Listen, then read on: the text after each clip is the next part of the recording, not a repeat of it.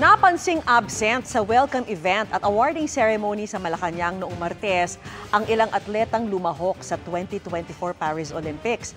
Ang sabi ng dalawang atleta, hindi raw sila nasabihan. Ang tugon ng Malacanang at ng Philippine Olympic Committee sa pagtutok ni Sandra Aguinaldo.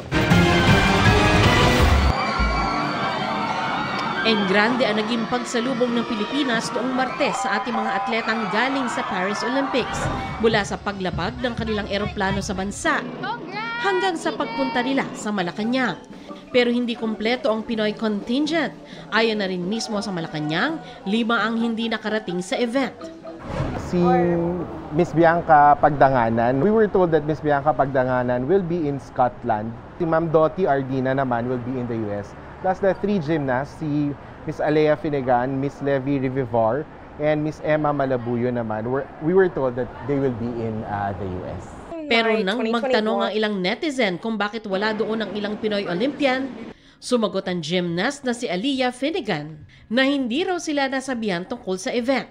Sa hiwalay na tanong, sumagot din ang gymnast na si Emma Malabuyo na gusto niyang pumunta pero hindi raw sinabi sa kanya ang naturang event. Sinikap naming makuna ng pahayag ang mga atleta sa pamamagitan ng text, tawag at maging ng asosasyong kanilang kinabibilangan, pero wala pa silang tugon. Ang isang wala sa Malacanang, si Dottie Ardina, ang golfer na nagpahayag ng saloobin sa social media tungkol sa kawalan nila ng uniform para suotin sa kompetisyon. Pero ayon sa Palasyo at Philippine Olympic Committee, hindi nakasama sa biyahe pabalik ng Pilipinas ang mga nasabing atleta dahil may naunang flight na sila patungo sa ibang bansa. Wala raw kaugnayan ito sa anumang issue. Yung NSA na lang nila mag-explain doon. Wala naman kaming ang alam kasi namin, malis na sila ng maaga. Sa Palasyo, namigay ang Pangulo ng cash incentives sa mga atleta. 20 million pesos para kay double gold medalist Carlos Yulo.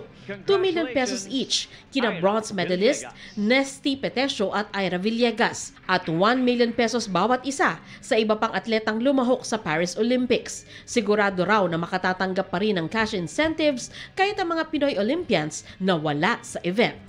Wala pong maiiwan. Isa-isa sila meron.